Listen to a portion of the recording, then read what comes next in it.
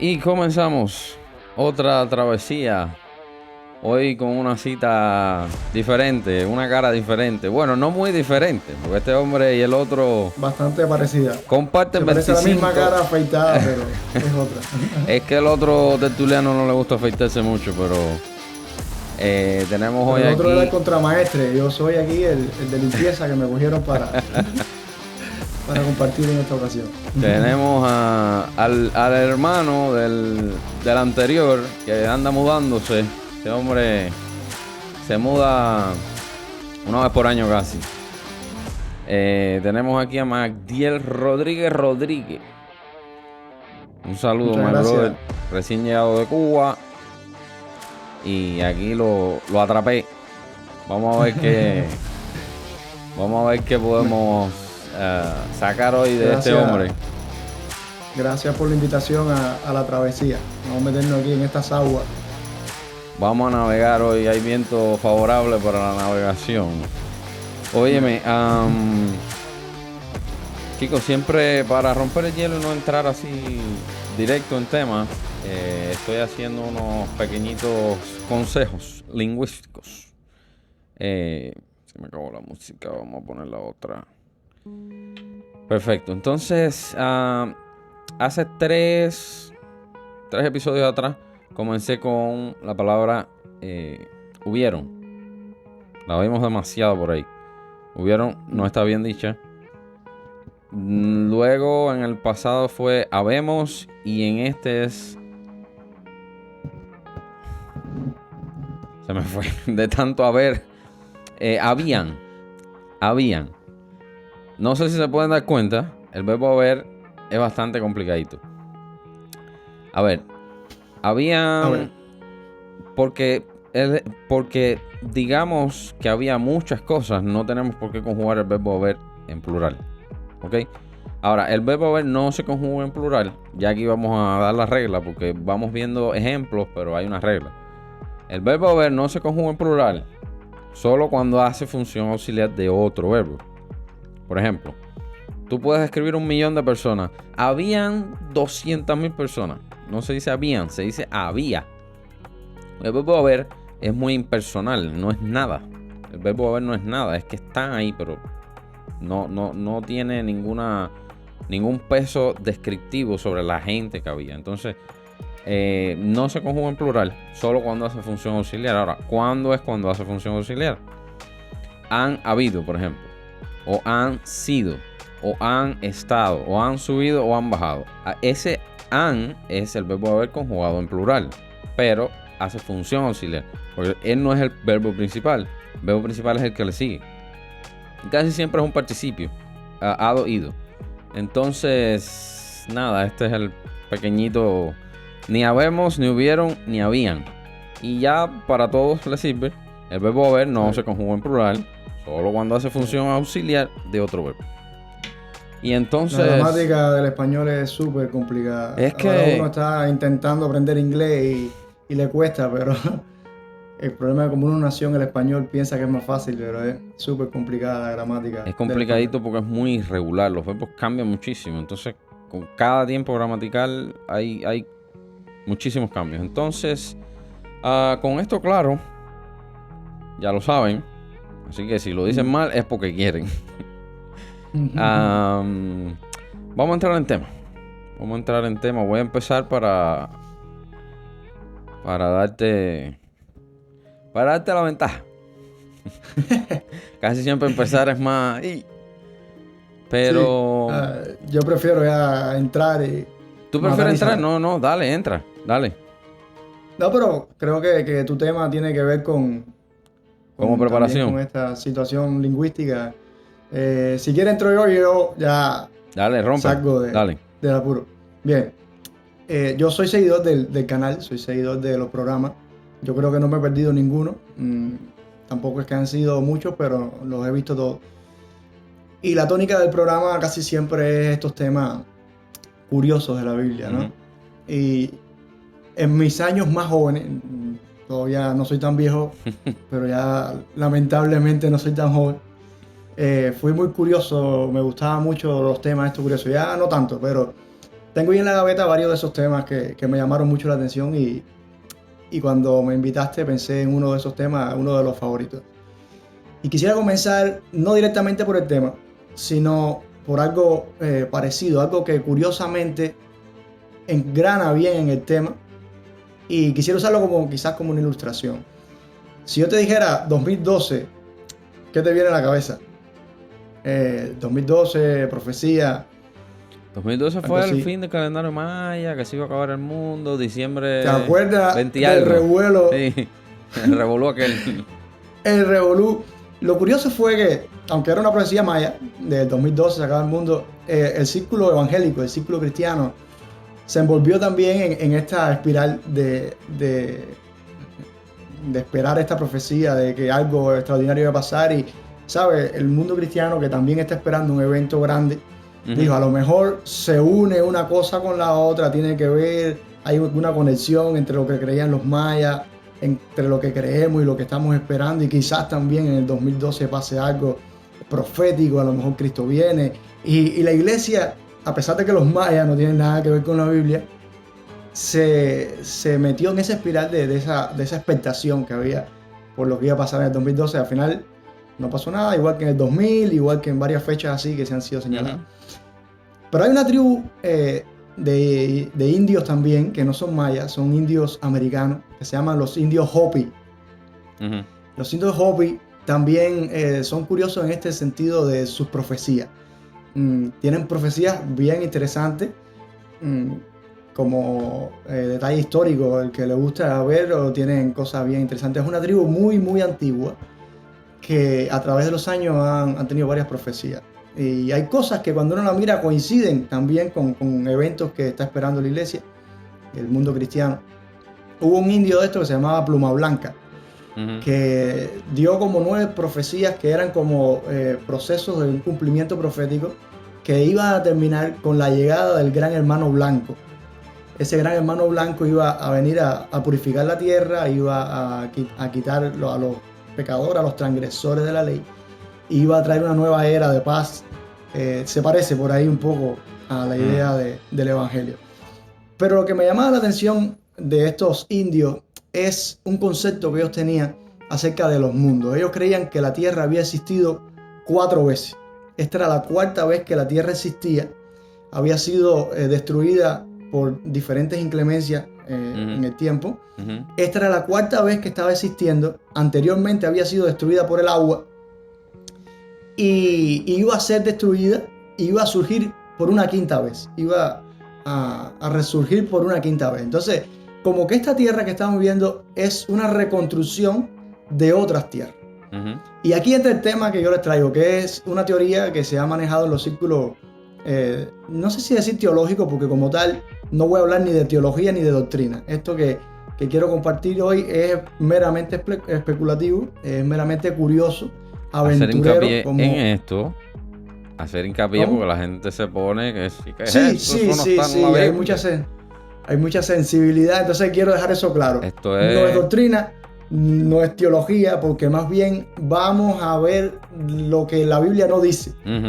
Vamos a imaginar cosas que la Biblia no aclara. Entonces, no es teología, pero es curioso. Y entonces, se ha manejado este tema que se ha llamado la teoría de la brecha. La teoría de la brecha.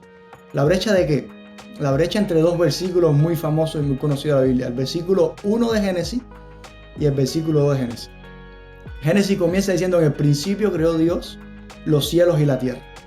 Y cuando brinca el segundo versículo dice que la tierra estaba desordenada y vacía y el Espíritu de Dios se movía sobre la faz de las aguas. Había oscuridad y el Espíritu de Dios se movía sobre la faz de la tierra. Y ahí surge la primera curiosidad, ¿no? Cómo un Dios de orden crea en el versículo 1 la tierra y en el versículo 2 la tierra está desordenada y vacía. Dios crea algo desordenado y vacío. Y ahí entra la especulación. A pensar de si hay una brecha de tiempo entre el versículo 1, de en el principio, refiriéndose a un momento indeterminado del tiempo cuando comenzó precisamente el tiempo y el espacio y la materia. El tiempo, el espacio y la materia tuvo un comienzo. La ciencia hoy lo ha demostrado. Tuvo un punto de arranque, un punto de comienzo. Antes de eso no existía solamente Dios. Tenemos que entender que el único que es eterno es Dios. Incluso los ángeles tuvieron un comienzo. Quizás cuando la Biblia dice en el principio, se está refiriendo al comienzo de todas las cosas. Ahora, el detalle dice, creó Dios los cielos y la tierra. Y uno podría decir, bueno, está aclarando que no es el principio de todas las cosas, sino del cielo y de la tierra. El problema está que para los hebreos, en el vocablo, no tenían un vocablo para distinguir la palabra universo. No había una palabra en el hebreo para describir el universo. Imagínense, no tenían telescopio, no había conciencia de universo. Así que donde quiera que la Biblia describe universo, lo que decía era cielo y tierra. De hecho, la Biblia a veces para describir a Dios, ¿dónde está Dios? Dice que los cielos de los cielos de los cielos no le pueden contener. No hay una palabra para universo. Entonces, se ha pensado que cuando dice en el principio creó Dios los cielos y la tierra, está narrando el comienzo del universo, el comienzo de todas las cosas. Hubo un punto indeterminado donde solo estaba Dios y luego comenzaron las cosas creadas. Entre esas cosas, los ángeles. Ahora, en ese principio que Dios creó todo, Dios comienza a crear. Pero en el versículo 2, que Dios comienza a describir cómo estaba la tierra, ya habían elementos de la tierra. Ya estaba el agua, ya estaba la tierra, el Espíritu de Dios se movía sobre la faz de las aguas. Entonces, Dios en Génesis no se describe creando el agua, creando la tierra. Ya eso estaba. Y Dios lo que empieza es a dar orden. Las aguas de arriba con las aguas de abajo, lo seco de lo mojado. Y empieza este proceso de reconstrucción de la tierra. Y el problema es, ¿qué pasó en esa brecha de tiempo para que la tierra estuviera desordenada y vacía? Y ahí entra la especulación de que quizás en esa brecha de tiempo sucedió algo en la tierra, que la tierra fue destruida. Recordamos, los Hopis decían que había sido destruida por agua. Ahora, empieza la especulación diciendo que Satanás fue el primer gobernante de la tierra, de ese mundo pre-adámico, un mundo que existió antes de Adán, antes de la reconstrucción de esta tierra que estaba desordenada y vacía. Y que Satanás, antes de ser Satanás, era el gobernante de la tierra, de esa tierra que había sido creada en el principio. Y que la rebelión de Satanás, que se describe, hay quien la encuentra similitud en Isaías 14, que habla acerca del rey de Babilonia, pero describe a este rey de Babilonia con detalles que solamente se podían aplicar a Satanás. Y en Ezequiel también describe dechando al rey de Tiro, que también siempre se ha tomado como referencia que está hablando de Satanás. Y estos dos versículos, estas dos citas bíblicas, hablan de cómo Satanás dijo: subiré mi trono y lo pondré arriba en las estrellas y me igualaré a Dios y seré igual a Dios. Y aquí supone que era que su trono estaba abajo. Y en esa rebelión Satanás destruye la tierra. Satanás destruye, se une con ángeles, que se piensa también, hay quien especula que también existían ángeles en la tierra. Y también en esa tierra preadámica hay quienes incluyen en ese paquete la existencia de los dinosaurios. ¿Cuántos años tienen los dinosaurios? Según la datación científica tienen un montón de años, miles, millones de años, no sé. Y entra también el conflicto entre la teología y la Biblia, porque ¿qué edad tiene la tierra? Es un conflicto de apologética, porque la ciencia dice, no, la Biblia está equivocada, porque cuando vamos a la teología nos da un rango de 6.000 a 10.000 años de la existencia de la Tierra.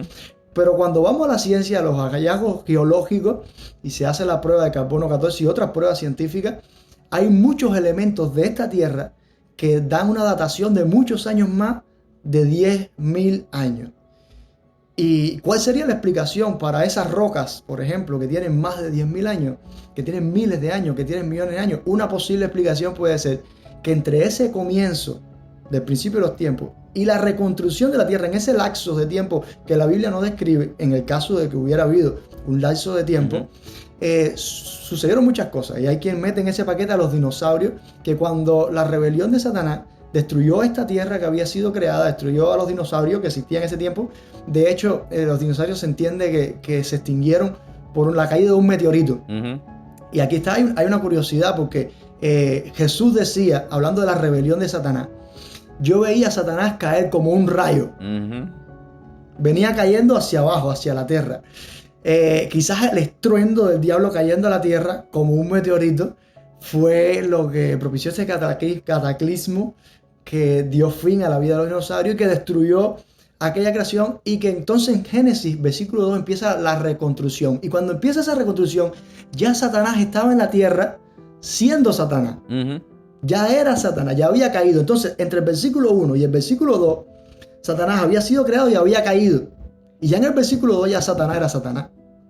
Ya no era un ángel de luz. Así que entra en esta teoría de la brecha de que ahí hay un espacio de tiempo que daría explicación también a todos estos hallazgos científicos, arqueológicos de miles de años, de millones de años, y que de cierta manera engranarían a la ciencia con la fe. La ciencia y la fe han entrado muchas veces en esta discusión de que la ciencia vino a aniquilar la fe. Y al contrario, la ciencia ha terminado siempre ratificando la fe. Y está este detalle curioso, entre otras cosas, por ejemplo, creo que es el cuarto día de la creación. Mira qué detalle. Dios crea las grandes lumbreras, el sol, la luna y las estrellas. Pero las estrellas están a millones de años luz de distancia. Cuando una estrella se apaga, seguimos viéndola aquí en la Tierra por miles o millones de años, seguimos viéndola. Estamos viendo cadáveres. Entonces, exacto. Para que el cuarto día de la creación pudiéramos ver, en la Tierra se pudieran ver las estrellas tenían que haberse creado millones de años antes. Exactamente. Para que la luz viajara a la velocidad de la luz desde la distancia donde están las estrellas hasta la Tierra. Entonces quizás en ese tiempo del universo, de la creación del universo, en ese principio ya habían estrellas, el universo comenzó a expandirse, y el cuarto día de la reconstrucción de la Tierra, suponiendo no, en Génesis lo que se narra es reconstrucción de la tierra. No hay elementos nuevos. Dios no crea el agua en ese momento. Dios no crea la tierra en ese momento. Estaban ahí y las organizó. Y el cuarto día de la creación es que en la tierra se pueden ver las estrellas. Y nos da la conexión con ese periodo, esa brecha de tiempo que pudo haber entre el versículo 1 y el versículo 2. En fin, es un tema súper curioso. Y para mí lo más importante es que recordar que la Biblia no es un libro de ciencia. No propone explicar cosas que no quiso explicar. La Biblia es un libro de fe, que se escribió esta historia de Génesis para recordarnos que de dónde venimos, de quién somos, cuál es nuestro origen. Venimos de Dios, hacia Dios vamos.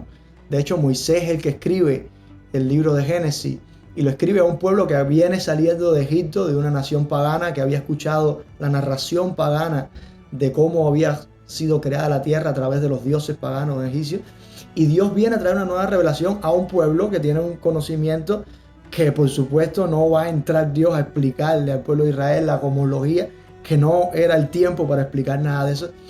Y no hay detalles profundos en la Biblia. La Biblia no es un libro que se dedica a hacer ciencia, pero sí la ciencia ha venido siempre a compaginar a la Biblia, a apoyar los relatos de la Biblia.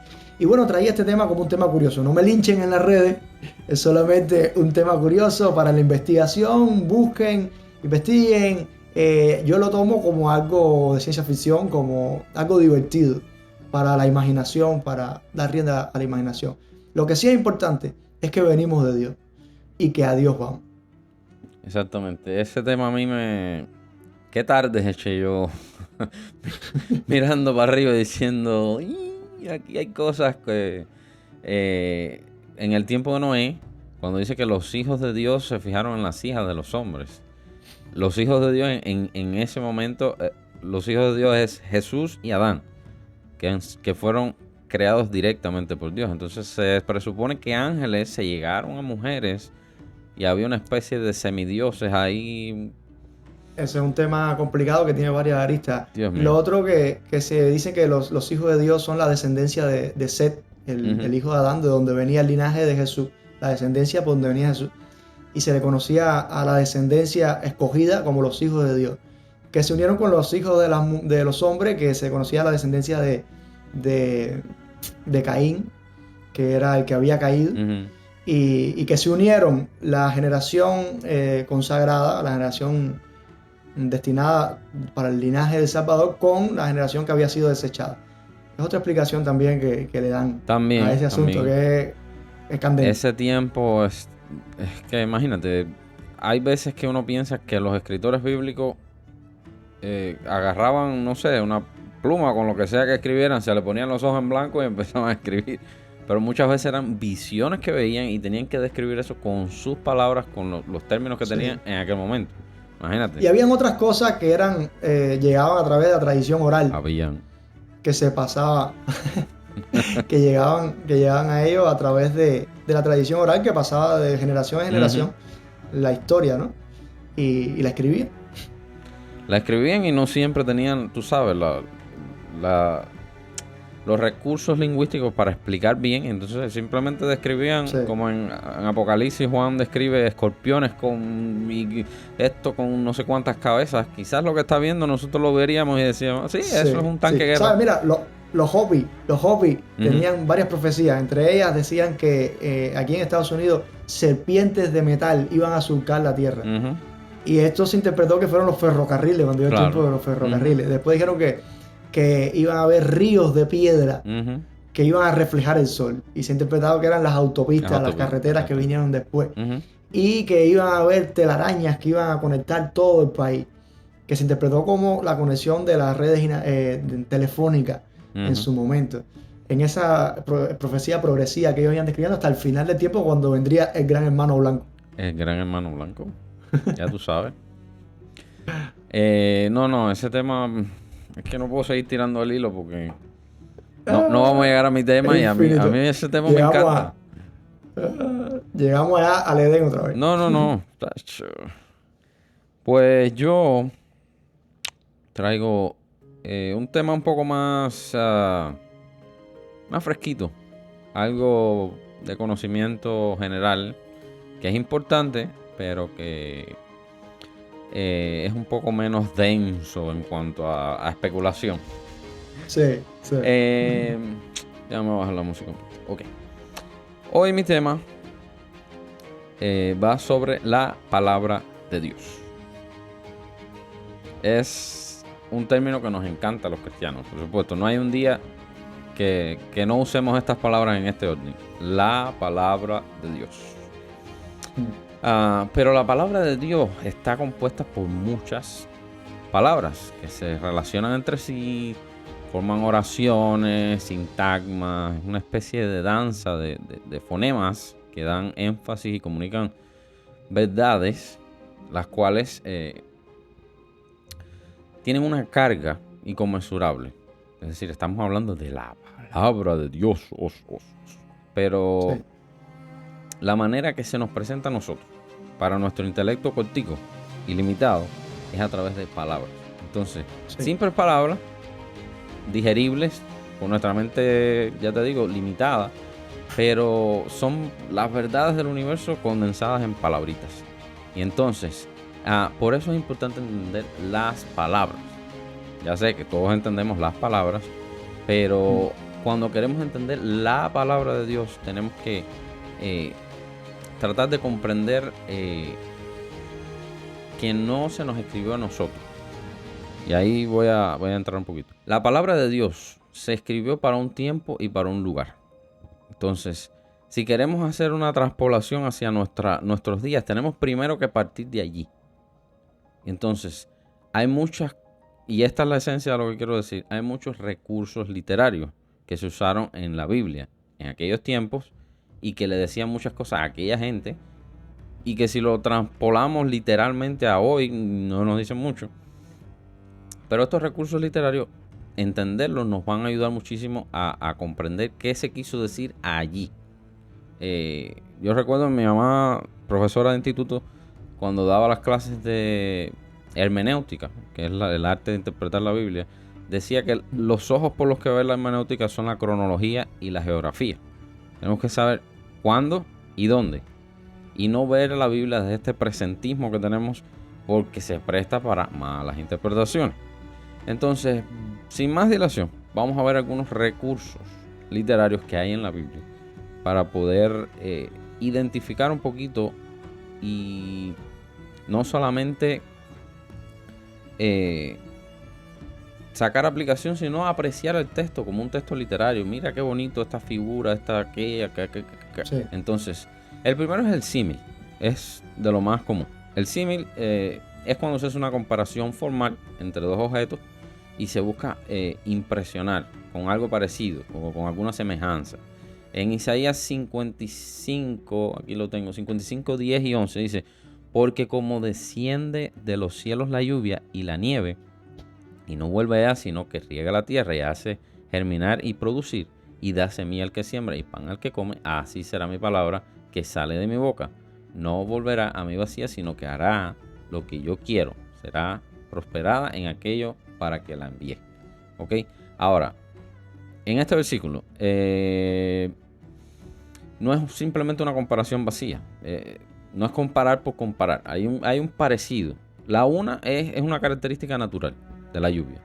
Lo que hace y su función. Y se puede observar y comprender fácilmente. Cualquiera sabe que llueve y la lluvia hace germinar. Ahora, la otra es la contraparte espiritual. Entonces, por eso es importante saber que esto es un símil. No es que la palabra de Dios literalmente cae del cielo, sino que la escuchamos y la compartimos a través del lenguaje. Pero este símil trata de igualar dos cosas que no necesariamente son iguales, pero sí son iguales en cuanto a su propósito. Otro ejemplo en el Salmo 102:6. Soy semejante al pelícano del desierto. Soy como el búho en las soledades. Velo y soy como un pájaro solitario sobre el tejado. Qué poético, ¿no? Ahora, ¿Qué cita es esa? Salmo 102:6. Los salmos, tú sabes que es todo muy lírico, muy, Sí, muy poético. muy poético. Aquí la comparación no es tan explícita. Solamente nos dice su condición. De ahí que, bueno, lo compara con ciertas aves solitarias. Y podemos inferir de ahí que el hombre estaba en una soledad absoluta. Entonces, los símiles buscan esto: comparar una cosa simplemente observable por cualquiera que la pueda entender con una verdad espiritual. Entonces, como el ciervo brama por las corrientes como de el las ciervo. aguas. La palabra como es muy importante. Se identifica el símil clarito. Sí. Entonces, está el como y el así. Como así. Entonces, es una comparación. Ahora está la metáfora. El símil es de lo más común. La metáfora ocurre con mayor frecuencia y se diferencia del símil en que es una forma de expresión más breve. El símil describe más y usa las palabras claves de cómo. Por ejemplo, en Oseas 13:8 dice: los devoraré como león. Aquí ya está más corta, no hay tanta descripción porque el símil es más descriptivo. La metáfora es, como te puedes dar cuenta, un poco más poética, ¿no? Más abstracta. Nadie va a devorar a nadie como león. Es decir, bueno, está hablando del Señor. Hay otro muy parecido. Cachorro de león es Judá. Por ejemplo, en Génesis 49 nos dice esta frase: cachorro de león es Judá. Que aquí le está atribuyendo algo que es. Ya cuando tú dices que es, ya esto es una metáfora, porque no compara, no está comparando, dice esto es. Cachorro de león es Judá. Esto es una metáfora. Otras metáforas: vosotros sois la sal de la tierra, por ejemplo. Yo soy el pan de vida. Cosas así. La luz del mundo. La luz del mundo, exactamente. Que atribuye una característica a algo que no la tiene, pero es para embellecer. Parecido. Para embellecer también. Ahora está la hipérbole. Este recurso, cuando el autor lo utiliza, está tratando de exagerar una cosa. Es literalmente una exageración. Un hipérbole es una exageración. Está dándole un énfasis mayor de lo común, de lo que es observable, para generar como un shock. Entonces, por ejemplo, Juan 4:39. Juan 4:39, ¿dónde lo tengo? Parece que no lo anoté. Sí, ya, es el capítulo, es el versículo de la mujer samaritana. La mujer samaritana habla de Jesús con sus familiares. Recordemos que Jesús la envía. Ve y dile allá a aquella gente. Entonces, habla de que Jesús me dijo todo lo que he hecho. A ver, hubieran estado semana y media hablando si hubiera sido algo literal. Yo pensé que el hipérbole iba a ser que tenía 5 maridos. No, exagerado. No, esa sí era verdad. Bueno, ella vivía bastante hiperbólicamente. Todo lo hacía a la hipérbole. Pero la hipérbole no le dijo todo lo que ha hecho. Es simplemente una exageración basado en aquella impresión que la mujer tenía. Es una comunicación de una impresión tan grande que engrandeces mucho más las cosas para darle un énfasis. Pero Jesús no le dijo todo lo que aquella mujer había hecho, especialmente con la vida que tenía. Bueno, después de una pequeña pausa técnica, que se nos fue la luz aquí, teóricamente hablando, se fue todo, estamos de vuelta. Me quedé en la hipérbole. Esto que pasó aquí fue una hipérbole. Lo del apagón fue una hipérbole. Exactamente, fue un decir. Se fueron las comunicaciones. Sí, y si no nos vemos, imagínate tú. Estamos bastante mal. Entonces la hipérbole, un texto que yo creo que más de uno se vio afectado, porque se lo tomaron muy literal. Si tu mano te fuese ocasión de caer, córtala. Mejor te es entrar en la vida manco. A ver, está por aquí. Sí. Ajá, mejor te es entrar en la vida manco que teniendo 2 manos ir al infierno. Será arrojado al infierno. ¿Sí? Que no puede ser apagado. Entonces más de un manco estará diciendo, ay, Dios mío, que no era literal. Entonces son hipérboles que se usan para dar un énfasis mayor, pero que por favor no hay que tomársela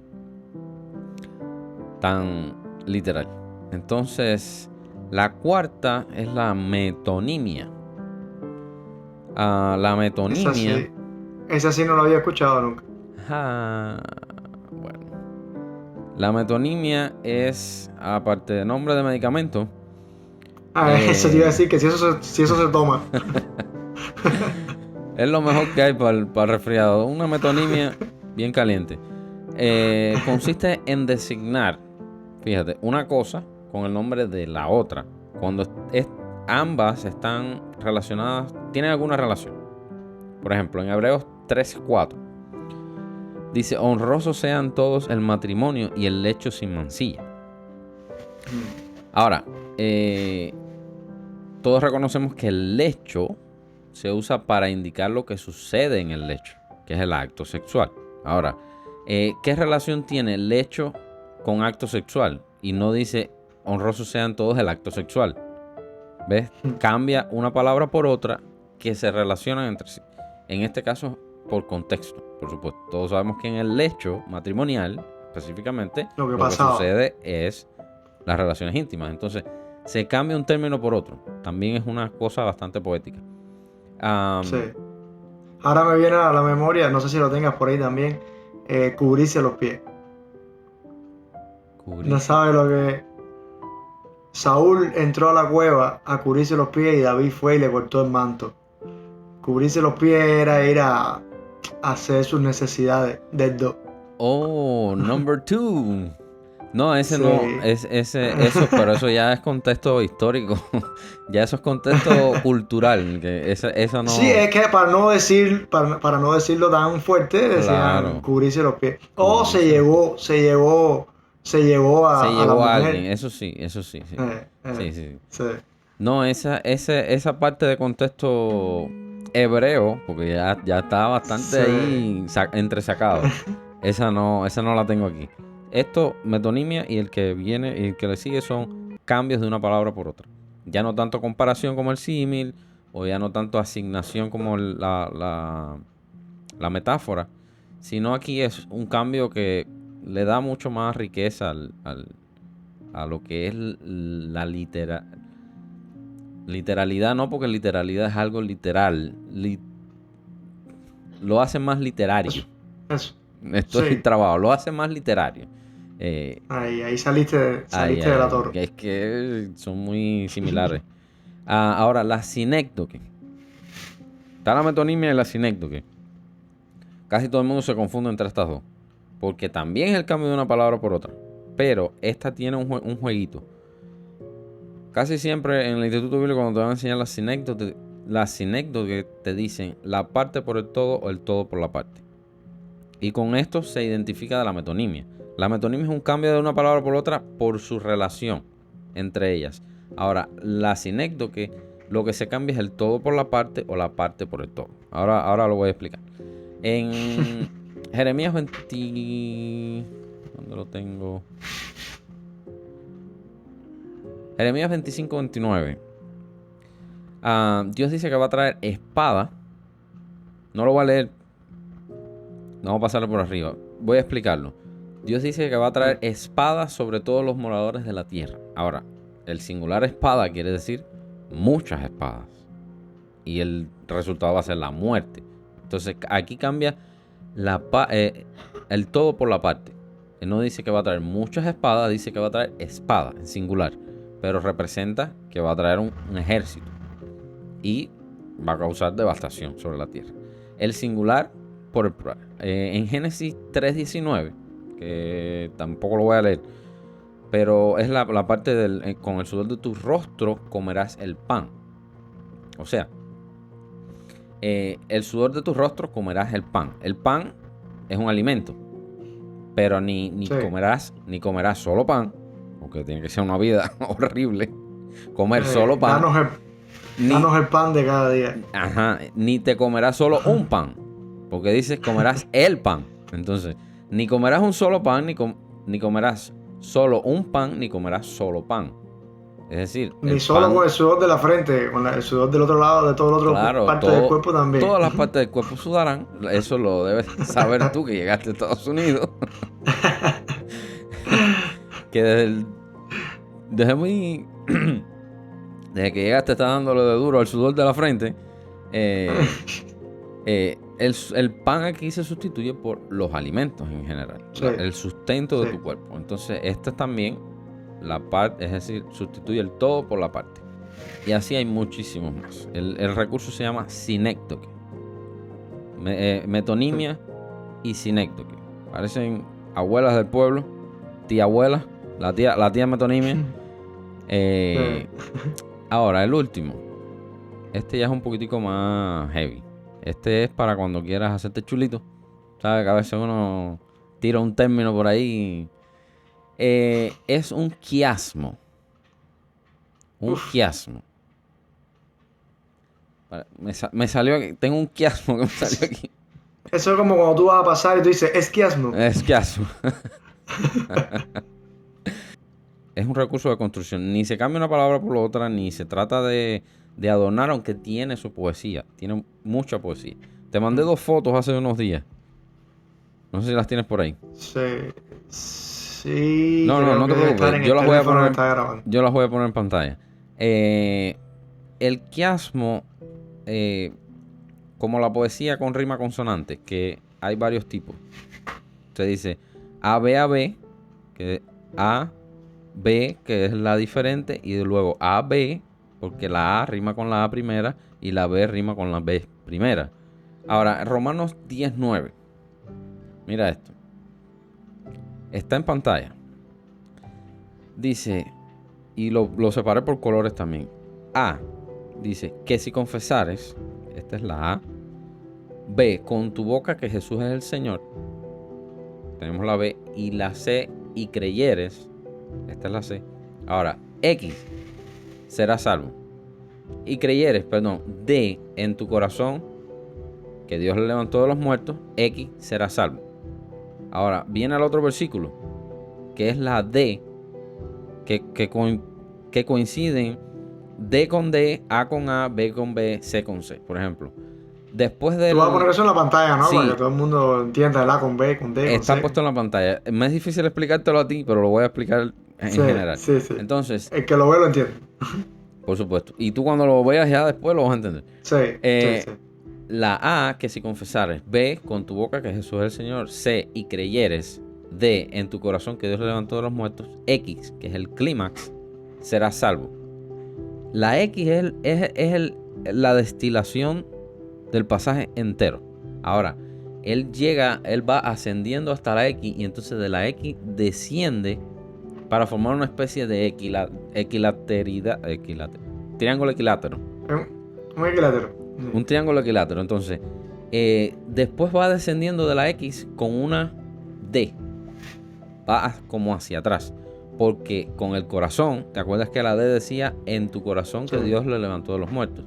Sí. Ahora, después dice, porque con el corazón, se refiere al corazón de la D. Sí. Se cree para justicia. Tiene relación con la C. La C que dice y creyeres. Y acá abajo dice, la otra C dice, se cree para justicia. Tiene una relación como de escalera que va hasta un clímax y luego desciende con el mismo orden. Es increíble cuando uno logra verlo. La B dice, pero con la boca. ¿Y qué decía la B de arriba? Con tu boca que Jesús es el con Señor. Tu boca. Entonces, la A se confiesa para salvación. Y la A de arriba dice que si confesares. Cuando ves el muñeco ya armado, es una estructura triangular que es increíble. Y hay muchísimo. El libro de Gálatas está lleno de quiasmos. Ya te digo, van hacia arriba, llegan a un clímax y luego descienden explicando. Y todo tiene relación en cuanto a lo anterior que se ha hablado. Entonces, el quiasmo es básicamente esto. Cuando lo vean, les va a. Lo van a poder identificar. Y hay muchísimos. Y aquí también voy a poner una imagen que, bueno, no se aplica a lo que acabo de decir porque las letras son diferentes, pero básicamente es una montaña, A, B, C en el pico y después B, A, porque va descendiendo. Con el mismo orden que ascendió, desciende. Como todo esto son recursos y están presentes en la literatura de hoy en día porque son usados y fueron usados por los escritores bíblicos para darle cierta belleza y para ampliar mucho más el carácter literario que tiene la Biblia. Y si no lo vemos, no lo podemos percibir, no podemos entender que la Biblia también es un libro que tiene su belleza literaria y su encanto, por decirlo de alguna manera. Sí. Cuando uno es capaz de un extra que uno puede sacar de la Biblia. Un libro tan complicado que lo pintan, y cuando uno logra sacar estos detalles, por lo menos a mí me fascina. Tiene de todo, tiene historia, profecía, literatura, poesía, riquezas en todo, por todos los francos que lo miren. Entonces, el libro de Gálatas, ya vuelvo y repito, muchos lo van a identificar. Es muy fácil de identificar ahora que tú dices, tal versículo asciende, llega a un clímax y luego desciende explicando lo mismo en reverso. Y hasta aquí, este era básicamente un recuento, símil, metáfora, metonimia, sinécdoque y quiasmo. Y por hoy es todo. Este episodio no se ha librado de sus inclemencias técnicas. Empecé mirando para allá, ahora estoy mirando para acá y yo no sé por dónde estoy mirando, ni por dónde empecé mirando. No, yo pensando en lo que tú estás hablando, que empezaste diciendo que la idea se tuvo que hacer palabra, se tuvo que escribir en palabras las ideas, el mensaje, la revelación, la importancia que tienen las palabras. Y recordando algo que leí, que dice que, hablando de la importancia de las palabras, que nosotros pensamos en palabras. Si no tuviéramos palabras, no pudiéramos pensar. Las palabras son el motor del pensamiento. Si te das cuenta, los recuerdos que tenemos surgen después de que tenemos palabras. En la edad donde no tenemos vocabulario, no tenemos palabras, no tenemos recuerdos. Y cómo Cristo entonces viene a revelarse como la palabra de Dios. La palabra. La revelación de Dios, la idea de Dios, el pensamiento de Dios. El verbo de Dios. Sí, pero que el verbo es el pensamiento de Dios. La palabra es el motor del pensamiento. Es la idea, es el todo, ¿no? Es impresionante. Yo tenía algo anotado aquí, una frase que te pega más para lo que tú has dicho que para lo que yo tenía. que dice: somos intérpretes falibles de una revelación infalible. Infalible. A veces nos falla la manera de interpretar todos estos recursos literarios y cuando no entendemos que están ahí, lo interpretamos mal, porque somos falibles, somos intérpretes falibles, pero la revelación es infalible. De hecho, quería cerrar esta, pero me parece que me iba a quedar muy larga, con noticias reales de gente que se han cortado brazos, interpretando que estoy seguro que los hay. Estoy seguro que los hay. Te iba a decir, mira, tal año fulano se cortó el brazo, mal interpretando, pero sí, no. los católicos se flagelaban el cuerpo. Se flagelaban, Que exactamente. Pablo decía que él Ponía su cuerpo bajo se servidumbre golpeaba, y sí, golpeaba su cuerpo. golpeaba su cuerpo, exactamente. Entonces, esperando que le sirva para hacer una correcta interpretación y nadie se me flagele, por favor. Terminamos, caballero. Un tremendo placer. Gracias por la invitación. Ha sido una experiencia bonita. Vamos a resolver ese problemita de internet que hay en tu casa. A ver si mejora. Y vamos a darle de nuevo entre tú, tu hermano, que a la vez somos primos, y esto es un hormiguero aquí, que estamos todos en familia. interconectados. Esta es la mafia aquí. La mafia bíblica. La mafia de la navegación bíblica. Exactamente. Entonces, sin más, se nos ha ido el tiempecito de las manos un poquito, pero oye, el que no lo quiera ver, que no lo vea. Si no empieza a recortar ahí todo lo que yo dije. No. Que así me libra de un problema de YouTube. Bueno, primón. Nos vemos. Hasta aquí las un clases. Abrazo a todos. Nos vemos en un próximo episodio seguramente. Si tu hermano está complicado por ahí, te molesto. Ok. Bendiciones. Gracias. Nos vemos. Bye.